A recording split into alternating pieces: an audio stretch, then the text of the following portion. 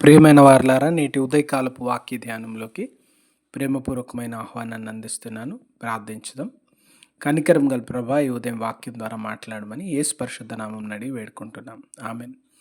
ప్రియమైన వారలారా, హబక్కూకు గ్రంథం 3వ అధ్యాయం 2వ వచనంలో మరొక ప్రాముఖ్యమైన ధ్యానాంశం.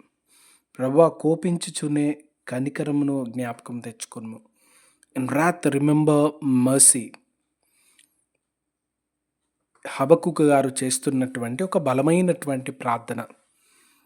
ఇశ్రాయేలు అన్యాయంతో, అక్రమాలతో భయంకరమైనటువంటి సమయాల్లో జీవిస్తూ, అదే రీతిగా బబులోనీయులు, కల్దీల ద్వారా ఎదురవుతున్నటువంటి తీర్పు మధ్యలో హబక్కూకు గారు ప్రార్థన చేస్తూ ఉన్నారు.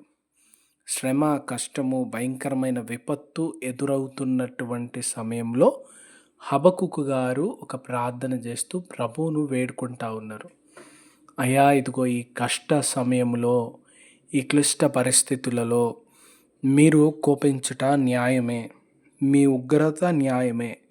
మేము చేస్తున్నటువంటి క్రియలు, మేము జరిగించినటువంటి పాపములు, మా దుష్క్రియలు, మా పాపములు, మా దుష్టత్వం మధ్యలో మీ తీర్పు న్యాయమైనదే. అయితే దీని మధ్యలో మీ కనికరమును జ్ఞాపకం తెచ్చుకొనండి, మీ ప్రేమను జ్ఞాపకం తెచ్చుకొనండి. తల్లిదండ్రులు బిడ్డల్ని దండించుతారు, కారణం ప్రేమతోనే. కనుక దేవుడిని పూర్తి ప్రేమ స్వరూపని, లేదా చాలా ఉగ్రత తీర్పు తీర్చేటువంటి వ్యక్తిని ఈ రీతిగా మనము ఏదో ఒక కోవకు చెందినట్టుగా మనం చూపించలేము.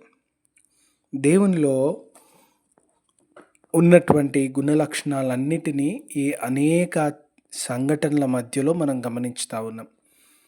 దేవుని బిడ్డల జీవితాల్లో జరిగినటువంటి ఈ సంఘటనలు అన్నిటి నడుమ దేవుడు ఒక్కొక్క స్థితిలో, ఒక్కొక్క పరిస్థితిలో ఏ రీతిగా స్పందించి కార్యములను జరిగించినాడనేది ఈ దినాన మనం చూడగలుగుతా ఉన్నాం. ఇశ్రాయేలీలు పొందుతున్నటువంటి ఈ తీర్పు దేవుడు నీతిని, న్యాయమును జరిగించువాడని రుజువు చేసే ఒక సందర్భం. దీనిని బట్టి ప్రభువు నీతి, న్యాయాన్ని ప్రేమించుతాడు. కనుక విశ్వాసులు, దేవుని బిడ్డలైనటువంటి వారు నిత్యము దాన్ని జ్ఞాపకం ఉంచుకోవాలి. ప్రవక్తలు చాలామంది అనేక మార్లు హెచ్చరించినాడు. యెషయా గ్రంథంలో దేవుడు అడుగుతూ ఉన్నాడు, దేవాలయంకు నిన్ను రమ్మన్న వాడెవడు? నీవు అన్యాయము, అక్రమము చేసి నా సన్నిధికి వచ్చినప్పుడు నీ చేతులు రక్తంతో నిండి ఉండగా నేను చూడలేకపోతున్నా, నా మొహం తిప్పి వేసుకుంటున్నా. నీ ప్రార్థనలు నాకు అసహ్యమైనవి, నీ బలులందు నాకు సంతోషం లేదు. చూడండి, కనుక దేవుడు నీతిని, న్యాయాన్ని ప్రేమిస్తూ ఉన్నాడు. యేసు ప్రభుల వారు శాస్త్రులు, పరిసయ్యుల్ని హెచ్చరిస్తూ ఉన్నారు.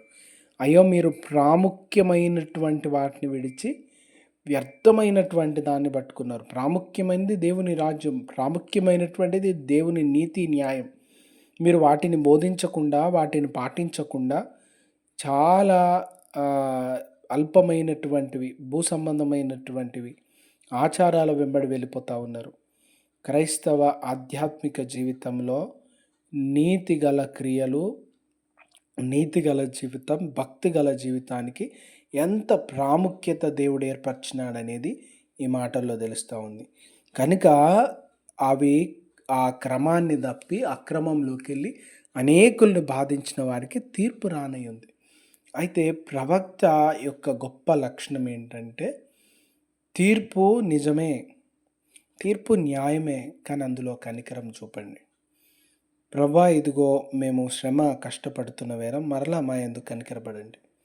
మేము మార్పు నొందడానికి, ఇటువంటి కఠినమైన పరిస్థితుల్లో నుండి మళ్ళీ నీ వైపు తిరగడానికి, సరి చేసుకోవడానికి, బాగుపడడానికి మీ కృప చూపండి.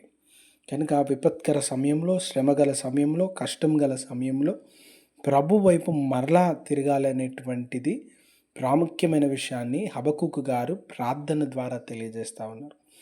తెలియజేస్తూ దేవుని బిడ్డలైన వారు శ్రమలు, కష్టములు, భయంకరమైన పరిస్థితులు ఎదురైనప్పుడు ప్రార్థించాలి, దేవుని కనికరాన్ని వేడుకోవాలి, దేవుని సన్నిధిని వేడుకోవాలని మనకు వాక్యం ద్వారా తెలియజేస్తున్నారు.